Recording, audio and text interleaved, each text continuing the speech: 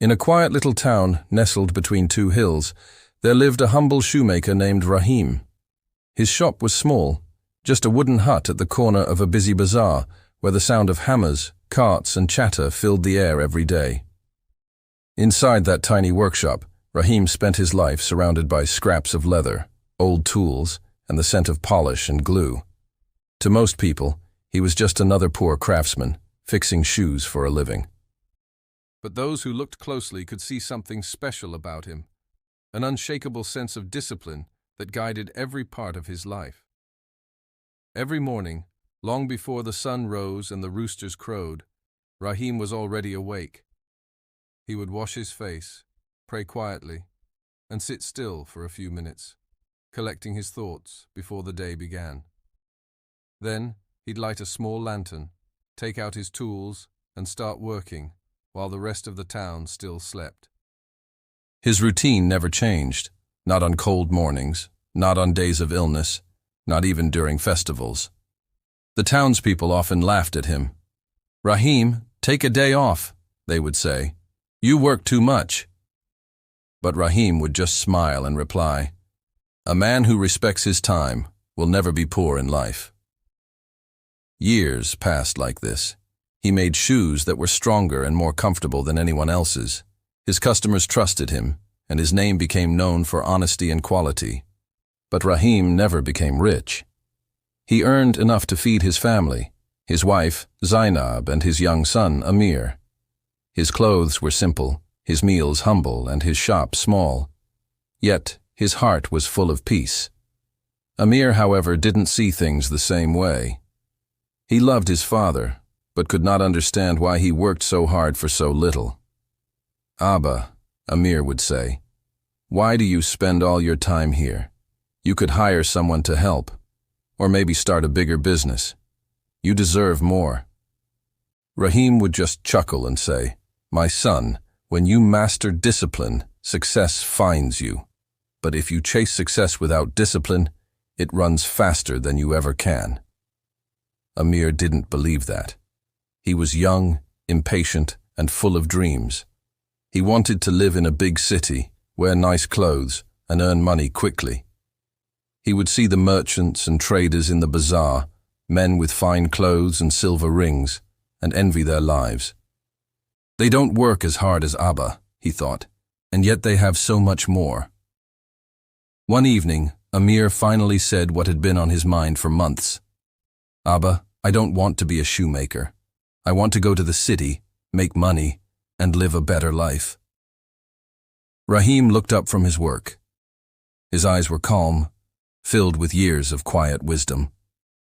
"If that's what your heart wants, go," he said softly. "But remember this, success without discipline is like a shoe without a sole. It may look fine for a while, but it cannot take you far." Amir nodded, half listening. The next morning he packed his small bag, took a few coins, and left for the city, waving goodbye without looking back.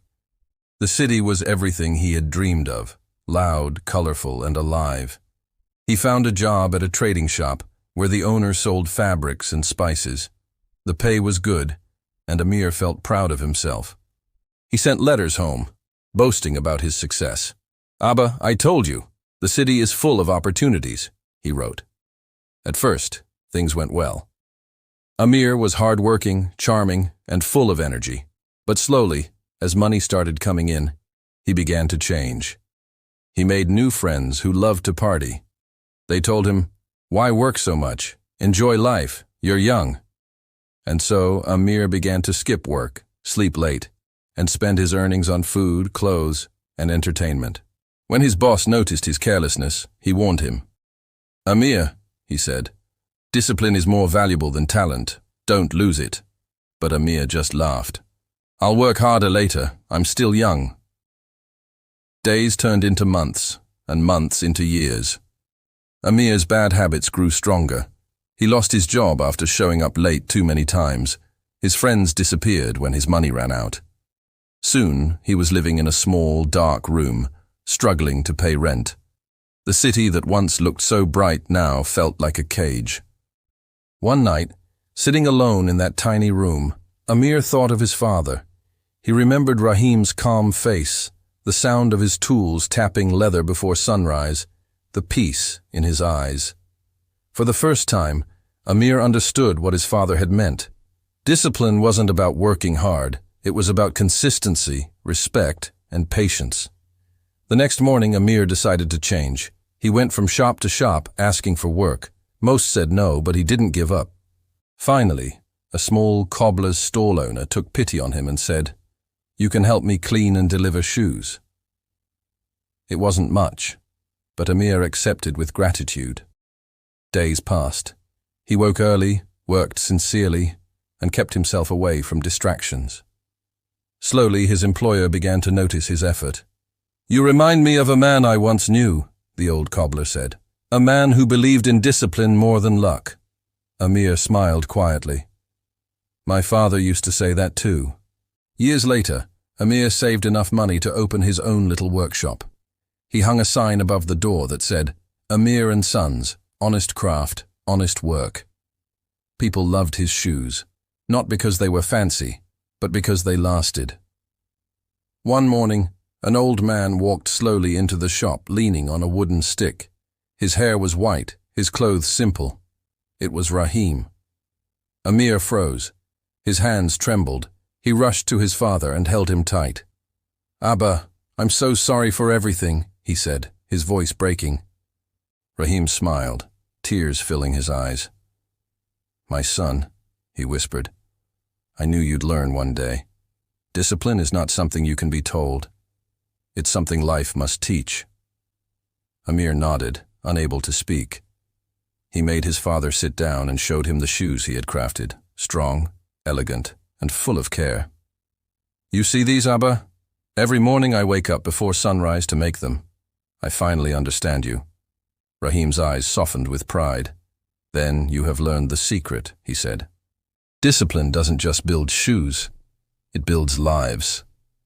From that day onward, Rahim stayed with his son, helping him in the shop just as he once had worked alone in his own.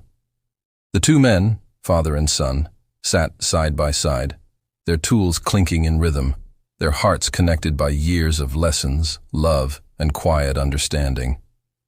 As time went on, Amir's shop became the most respected one in the city. Customers came from far and wide, not only for his shoes but for the honesty and consistency behind them. And whenever a young apprentice joined his workshop, Amir would say, "Listen to me carefully. Success is not about luck or talent. It is about doing the right thing every single day, even when no one is watching." And somewhere deep inside, he would hear his father's voice echo once more. "A man who masters discipline never remains poor, in wealth or in spirit." That was the hidden power of discipline, silent, invisible, and unstoppable. It did not make noise. It did not rush. It simply built greatness, one small act at a time, just like Rahim had done. With a steady hand, a humble heart, and a faith that never wavered.